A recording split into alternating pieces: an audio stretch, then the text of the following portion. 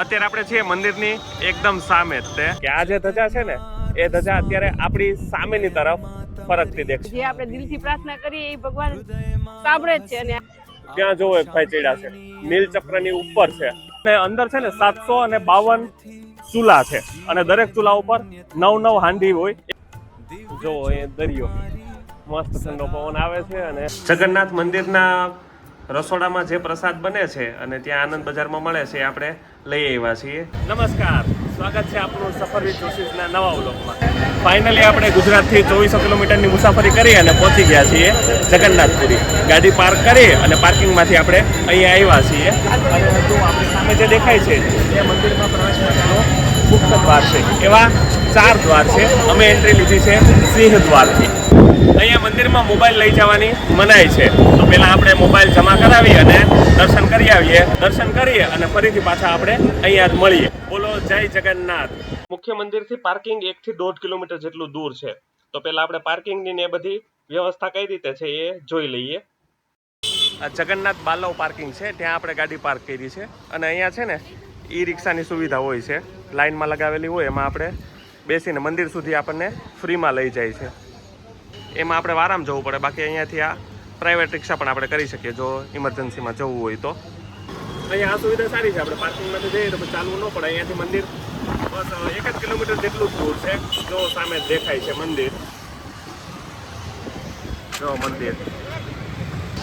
આ બંને તરફ માર્કેટ છે શોપિંગ માટે અને રેસ્ટોરન્ટ ને એ બધું. જો આ બંને સાઈડ. અહીંયા દર્શનમાં છે ને પ્રવેશ માટેના 4 દ્વાર છે. આપણે આગળથી જે મેઇન દ્વાર જોયું એ સિંહ દ્વાર છે, ત્યાં થોડું ટ્રાફિક હંમેશા વધારે હોય છે. તો જો એવું હોય ને તો બાકીના બીજા 3 દ્વાર છે ને, હસ્તદ્વાર છે, પછી અશ્વદ્વાર છે, તો એ બધા દ્વારોએ ટ્રાફિક ઓછું હોય છે. તો કદાચ આવો ને ત્યારે એવું હોય ને તો બીજો દ્વાર પ્રિફર કરવાનો. દર્શન કરીને બહાર આવી ગયા છે. દ્વારકા પછી આ મુખ્ય જે 4 ધામ છે એમાંનું બીજું ધામ જગન્નાથ ધામના આપણે દર્શન થઈ ગયા છે. જય જગન્નાથ.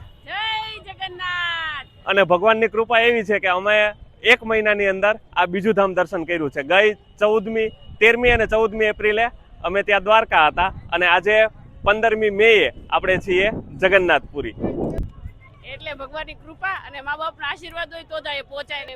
ભગવાનને પ્રાર્થના કરી કે આવા આશીર્વાદ મા બાપના અને ભગવાનના અમારા ઉપર રહે.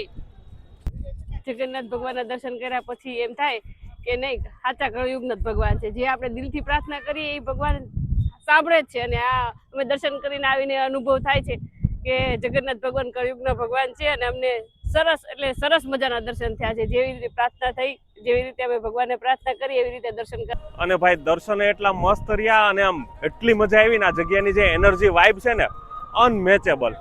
બહુ જ મજા આવી છે. હમણાં તમને અંદરના જે મેં જોયું છે શું છે એ બધી આપણે વાત કરીએ. પહેલા અહીંયાથી આપણે જો મારી પાછળ દેખાય છે મહાપ્રભુજીનું મંદિર અને એની ઉપરની ધ્વજા. આ ધજાનું મહત્વ એવું છે કે એ પવનની વિપરીત દિશામાં હોય છે. તો જો આપણે જોઈ શકીએ કે આમ જે બીજી ધજાઓ હોય એની કરતાં જે મુખ્ય ધજા છે એની દિશા થોડી અલગ હોય છે. અહીંયા જુઓ સામે આપણને દેખાય છે ધ્વજ, જેના માટે જગન્નાથ ભગવાનનું મંદિર ખૂબ જ પ્રખ્યાત છે કે પવનની વિરુદ્ધ દિશામાં આ ધ્વજ ફરકે છે. જો અહીંયાથી જોઈ શકીએ આ જે ધજા છે ને એ ધજા અત્યારે આપણી સામેની તરફ ફરકતી દેખાય છે અને આ જે ઉપરની ધજા છે એ જુઓ થોડી જમણી તરફ ફરકે છે. અને શિખર ઉપર જે છે એ છે નીલચક્ર. આ ચક્ર ખૂબ જ શક્તિશાળી ચક્ર છે અને બીજું એવું છે કે આપણે જગન્નાથપુરીમાં કોઈ પણ દિશામાંથી એને જોઈએ એ આપણી સામે હોય એવું જ લાગે છે. અત્યારે આપણે છીએ મંદિરની એકદમ સામે જ તે. અહીંયાથી જુઓ આ એન્ટ્રી છે અને અહીંયા જે આ દેખાય છે ને એ ગરુડ સ્તંભ છે. ગરુડ સ્તંભ એ કોણાર્કનું સૂર્ય મંદિર છે ત્યાંથી અહીંયા પ્રસ્થાપિત કરવામાં આવ્યો છે. અને એવું કહેવાય છે કે આપણે મંદિરની અંદર દર્શન કરીએ ને તો આપણે મહાપ્રભુજીના જગન્નાથજીના દર્શન કરીએ છીએ, પણ જ્યારે આ ગરુડ સ્તંભની આગળ આપણે ઊભા રહીએ ને ત્યારે ભગવાન આપણને જુએ છે. તો એવું આ છે ગરુડ સ્તંભ. અને બાજુમાં અહીંયા આપણે હાથ પગ ધોઈ અને પછી આચમન કરીને અંદર દર્શન માટે જવાનું હોય છે. હવે મંદિરમાં જોઈએ તો દર્શન મુખ્ય 3 છે: બલરામજી, સુભદ્રાજી અને જગન્નાથ પ્રભુજીના. આ 3 દર્શન છે. અને આપણે બીજા બધા મંદિરોમાં જોઈએ ને તો મૂર્તિઓ બનેલી હોય છે માર્બલની, આરસની અથવા તો કંઈક પથ્થરની હોય, પણ અહીંયાની જે મૂર્તિ છે ને એ લાકડાની બનેલી છે. અને આ જે મૂર્તિઓ છે એ દર 12 વર્ષે નવી બનાવવામાં આવે છે. અને એવું કહેવાય છે કે મૂર્તિની અંદર એક બ્રહ્મ તત્વ રહેલું છે. કૃષ્ણ ભગવાને જ્યારે ભાલકામાં દેહ ત્યાગ કર્યો પછી એમનું હૃદય જીવંત હતું, અને એ પછી એની આખી એક ઇતિહાસ છે કે એ આ મૂર્તિમાં હજુ બ્રહ્મ તત્વ રહેલું છે. તો જ્યારે મૂર્તિ બદલાવે ત્યારે એ બ્રહ્મ તત્વ નવી મૂર્તિમાં પ્રસ્થાપિત કરવામાં આવે છે. એ સિવાય આ મંદિરમાં સાથે વિમલા દેવીના દર્શન છે. વિમલા દેવી શક્તિપીઠ છે, એના એક દર્શન છે. સાથે લક્ષ્મીજીનું મંદિર છે અને અંદર નાના મોટા બીજા ઘણા બધા મંદિરો છે. એટલે આમ અંદર આપણે આરામથી દર્શન કરીએ અને ઘણો બધો ટાઈમ સ્પેન્ડ થાય એવું છે. હવે જો સમયની વાત કરીએ તો અંદર દર્શન કરવામાં અમે રાત્રે દર્શન કર્યા હતા અને અત્યારે કર્યા છે. તો દર્શન કરવામાં મિનિમમ 2 કલાકનો સમય ગણીને ચાલવાનું. અત્યારે આપણે દિવસે દર્શન કરીએ ને તો લગભગ 2 કલાકનો સમય ગણીને ચાલવાનું, કે 2 કલાક જેટલો સમય તો થાય છે. પણ જો રાત્રે દર્શન કરીએ ને તો રાત્રે બહુ સારું રહે છે, કેમ કે આ મંદિર મોડે સુધી ખુલ્લું રહે છે. અહીંયા છે ને બીજા બધા મંદિરોની જેમ નથી કે મંદિર બંધ થવાનો ફિક્સ ટાઈમ હોય. અહીંયા જ્યાં સુધી ભક્તો હોય ત્યાં સુધી મંદિર ખુલ્લું રહે છે. એટલે રાતે 11-12 વાગ્યા સુધી ખુલ્લું હોય. તો અમે રાત્રે છે ને 10 વાગે દર્શન કરવા આવ્યા હતા અને એક જ કલાકમાં 11 વાગ્યા સુધીમાં સરસ મજાના મસ્ત દર્શન કરી અને બહાર આવી ગયા. અને બીજું તો આ મંદિરના રહસ્યો અને મહત્વની તો જેટલી વાત કરીએ ને એટલી ઓછી છે. આપણે આ જોયું કે આ ધ્વજ બીજી દિશામાં ફરકે, પછી અહીંયા છે ને બહાર બધો સમુદ્રનો અવાજ આવતો હોય, પણ મંદિરની અંદર એન્ટર થાય ને એટલે બિલકુલ સાયલન્ટ, કોઈ જાતનો બહારથી અવાજ અંદર પ્રવેશતો નથી. આપણે છે ને ભારતમાં મુખ્ય 4 ધામ છે: બદ્રીનાથ ધામ, રામેશ્વર, દ્વારકા અને આ જગન્નાથપુરી. તો એ 4 ધામ છે ને એક એક યુગને રિપ્રેઝેન્ટ કરે. જો જોઈએ આપણે કે બદ્રીનાથ છે તો એ સતયુગનું પ્રતીક છે, શ્રી વિષ્ણુ ભગવાન ત્યાં બિરાજમાન છે. ત્યારબાદ ત્રેતા યુગમાં રામ ભગવાનનું રામેશ્વર ધામ, દ્વાપર યુગનું દ્વારકા ધામ શ્રી કૃષ્ણ ભગવાનનું, અને આ છે ને એ કળિયુગનું ધામ કહેવાય છે. કળિયુગનું ધામ છે જગન્નાથપુરી. તો જગન્નાથ ભગવાનને છે ને અત્યારના કળિયુગના આ જે આપણો યુગ ચાલે છે ને એના દેવ ગણવામાં આવે છે. ઇન્દ્રેશજી મહારાજ એવું કહે છે કે બીજા કોઈ પણ ધામમાં કે મંદિરમાં તમારે દર્શન કરવા જવું હોય ને તો ભગવાનના બોલાવાની રાહ જોવી પડે, કે આપણને ભગવાન બોલાવે ત્યારે જ આપણે જઈ શકીએ. પણ આ જગ્યા એવી છે, આ કળિયુગના દેવ છે, ત્યાં તમને ન બોલાવે ને તો એ આપણું બધાનું કર્તવ્ય છે કે અહીંયા દર્શન કરવા જોઈએ.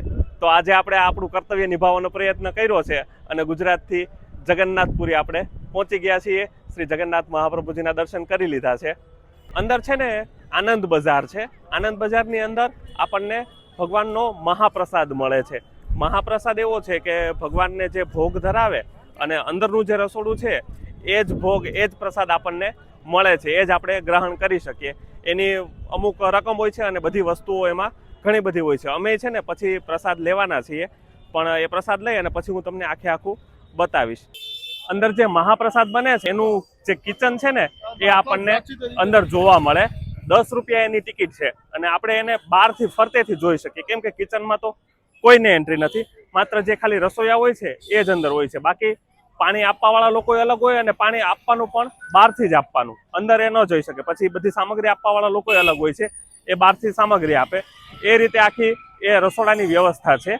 અને અંદર છે ને 752 ચૂલા છે અને દરેક ચૂલા ઉપર 9 હાંડી હોય. એક સાથે 9 હાંડી પાકે છે. આપણે વાત કરી હતી ને કે એકની ઉપર એક હાંડી હોય છે, પણ અંદર જઈને જોયું ને પૂછ્યું ને તો એ કીધું કે હવે એકની ઉપર એક હાંડી નથી રાખતા, ફરતે ગોળ રાઉન્ડમાં 9 હાંડી રાખે છે. કેમ કે એકની ઉપર એક હાંડી રાખે ને તો કે હાંડી તૂટવાનો ભય રહે છે, એટલા માટે હવે આ રીતે રાઉન્ડમાં હાંડી રાખે છે. અને જે રસોડું છે અને અંદરનો જે માહોલ છે ને એકદમ ગજબ. અને અંદર એક યમુના કુંડ છે, એનું જ પાણી લે છે. એનું પાણી સિંચીને લેવાનું, કોઈ જગ્યાએ નળ નહીં, કાંઈ નહીં. બધી વસ્તુ માટીથી જ, માટીના જે માટલા હોય છે એમાંથી જ પાણી આપવાનું. રસોઈ એમાં બને છે, બધું ટૂંકમાં માટીના વાસણમાં જ. અને એ જ રીતે રસોઈ બનેલી હોય છે એ આપણને આનંદ બજારમાંથી મળે છે.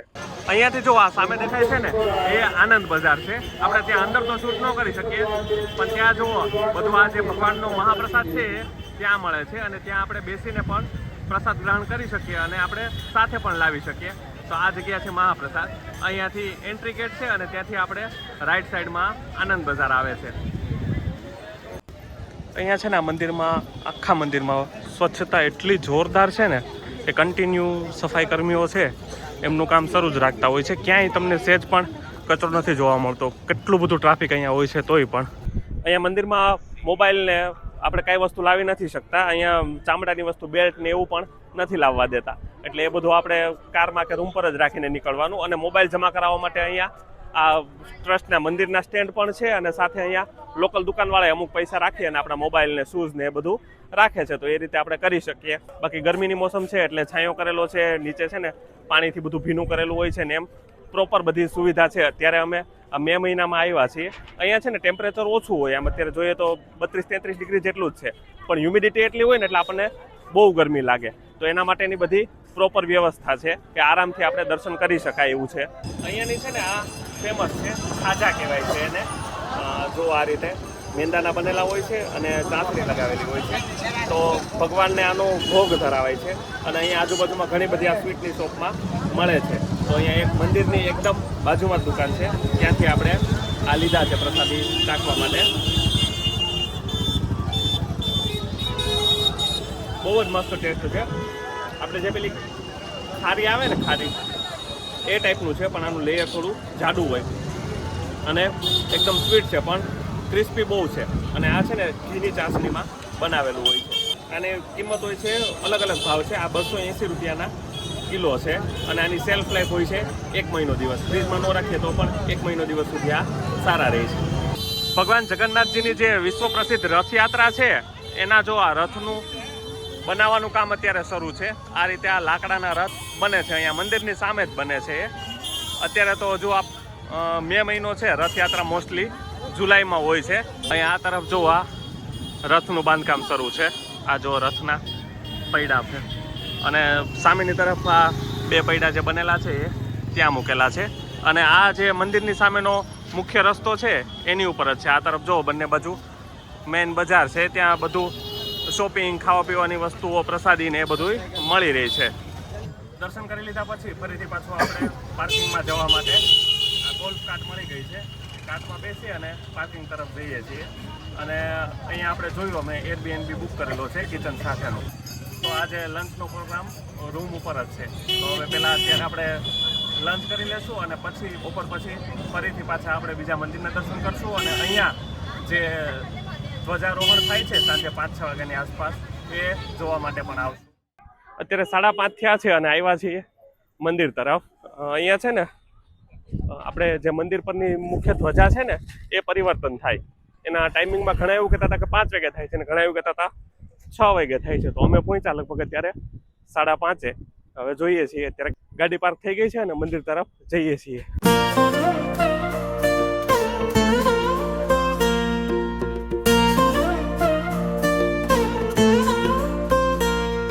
જો અત્યારે આપણે પહોંચી ગયા છીએ અહીં મંદિરે અને જો ધ્વજ પરિવર્તન થાય છે. આ ધ્વજ લઈને ઉપર ચડે છે. કોઈ પણ જાતની સીડી નથી, એમનેમ ચડે છે. અને આ આપણે આમ જોવું એક લાવો છે મોટો. ત્યાં જો ઓલા વચ્ચે ઓલા ભાઈ એક દેખાય છે. આ જો આ વચ્ચે ત્યાં સીડી જેવું નથી, આ પેલા પગથિયા જ છે એમ. અને પગથિયા ઉપર જો નીચે ઉતરે છે. અહીંયા જો આ ધ્વજ પરિવર્તન થાય છે ને ત્યારે એને જોવા માટે લોકો આ રીતે અહીંયા બધે બેઠા હોય છે. જો આ સિંહ દ્વાર પાસે મુખ્ય જે દ્વાર છે એની સામેનો એરિયા છે. અને આવો કંઈક માહોલ છે અહીંયા. જબરદસ્ત અદ્ભુત માહોલ છે, એકદમ એનર્જેટિક.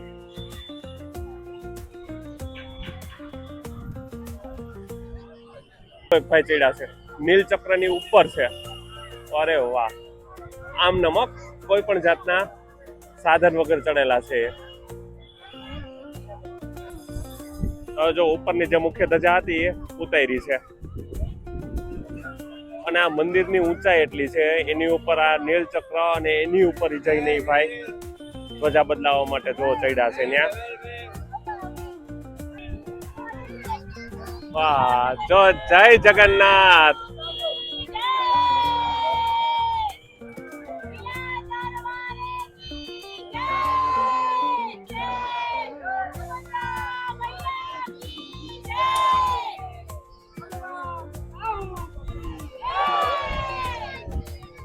અત્યારે હવે મંદિરેથી નીકળી ગયા છીએ. આપણે ધ્વજ પરિવર્તન થાય એ જોઈ લીધું અને સાથે જે અહીંયા મહાપ્રસાદ મળે છે પ્રભુજીનો એ આપણે સાથે લઈ લીધો છે. તો એ પ્રસાદી છે એ આપણે રૂમ ઉપર જઈને પછી જ લેશું. અત્યારે અહીંયાથી આપણે જઈએ છીએ ગુંડીચા માતાનું ટેમ્પલ છે ત્યાં, અને ત્યાર પછી જવાનું છે આપણે જગન્નાથપુરીના બીચ ઉપર. અત્યારે 7 વાગ્યા છે, ત્યાં બીચ ઉપર અત્યારે સરસ માર્કેટ હોય છે, તો એ બધું જોશું અને પછી નિરાતે આપણે સ્ટે ઉપર પહોંચીને પછી જમશું. આ ગુંડીચા માતાનું મંદિર છે. અત્યારે આ મંદિર બંધ છે, એમાં અત્યારે કામ શરૂ છે. અને આ મંદિરની વિશેષતા એ છે કે જે ભગવાનની રથયાત્રા આવે છે એ અહીંયા આવે છે આ મંદિર ઉપર. આ ભગવાનનું છે જન્મસ્થાન છે. તો 9 દિવસ માટે રથયાત્રા દરમિયાન ભગવાનના દર્શન આ મંદિરમાં હોય છે. જે ત્રણેય રથ આવે છે ભગવાનના, એ રથ અહીંયા આવે અને પછી 9 દિવસ માટે દર્શન આ મંદિરમાં થાય છે. તો આ એ મંદિરનું મહત્વ છે. આપણે દર્શન તો નથી કરી શકા, બાર માથું ટેકાવી અને હવે પછી અહીંયાથી નીકળીએ. અહીંયાથી શિખર દેખાય છે ગુંડીચા મંદિરનું.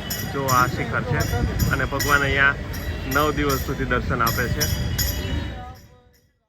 અહીંયા પુરીના બીચ ઉપર આપણે પહોંચી ગયા છે. અહીંયા પાર્કિંગ છે આ તરફ અને અહીંયા જો આ બાજુ બીચ છે અને અહીંયા પાછળની તરફ માર્કેટ છે. અને આ માર્કેટ લગભગ 2 કિલોમીટર દૂરથી શરૂ હતું, પણ અમે અહીંયા પાર્કિંગ હતું એની સામે જ આવી ગયા અને અહીંયાની સામેનું જે માર્કેટ છે ત્યાં જ જઈએ છીએ. અને રસ્તામાં ટ્રાફિક એ ફૂલ છે આ રોડ ઉપર. આ ન્યૂ મરીન ડ્રાઈવ રોડ છે અહીંયાનો, જગન્નાથપુરીની મરીન ડ્રાઈવ છે આ જો આ બીચ ઉપરના રોડ ઉપરનો માહોલ આવો છે. અત્યારે અમે ગરમીની સિઝન છે ને એટલે અહીંયા વધારે પબ્લિક છે. અત્યારે મંદિર આગળ જેટલું ટ્રાફિક હતું એની કરતાં વધારે આ બાજુ છે. રસ્તામાં લગભગ 1-2 કિલોમીટર સુધી આમ જ લાઈન લાગેલી છે.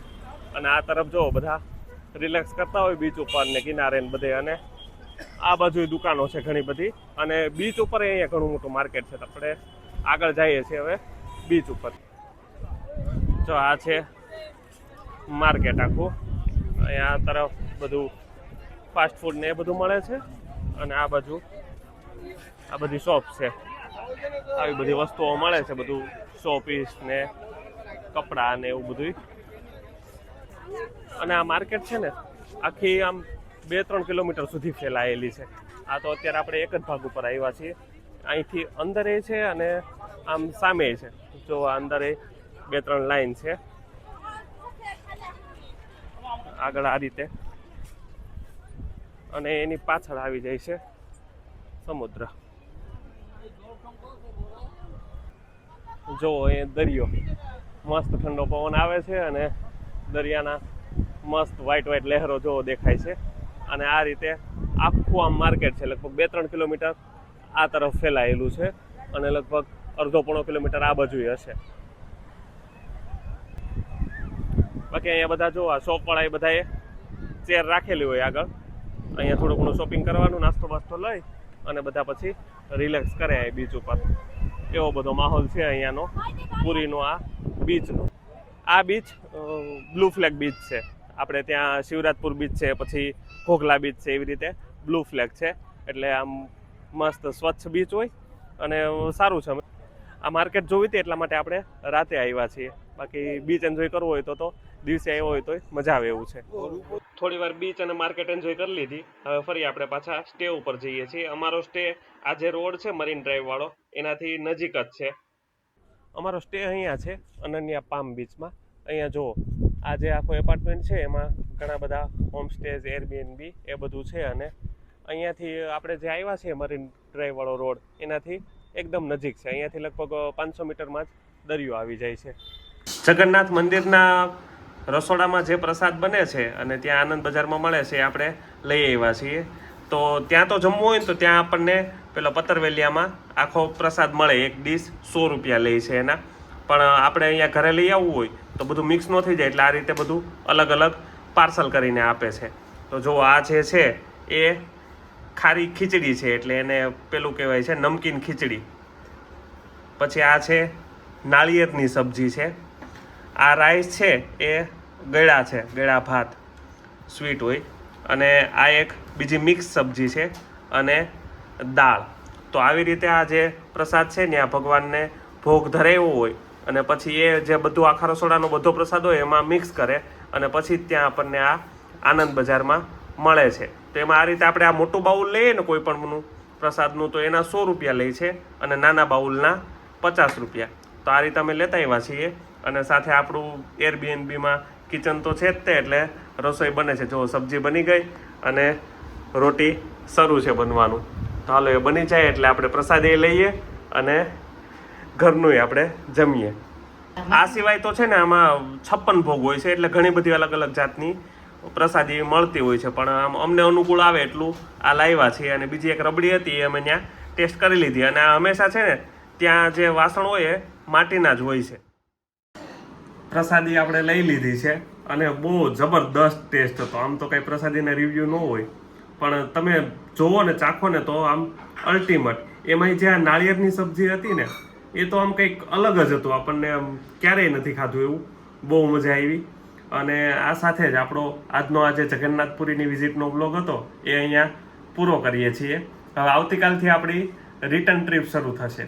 તો રિટર્ન ટ્રીપમાં પહેલાં આપણે કોણાર્કનું સૂર્ય મંદિર અને ભુવનેશ્વર લિંગરાજ મંદિર એ બંને મંદિરની મુલાકાત કરી અને પછી આપણે ગુજરાત પહોંચશું. તો સફર વિથ જોશીસના બધા વિડીયો જોતા રહેજો. મળીશું નવા વ્લોગમાં નવી સફર સાથે. ત્યાં સુધી હર હર મહાદેવ.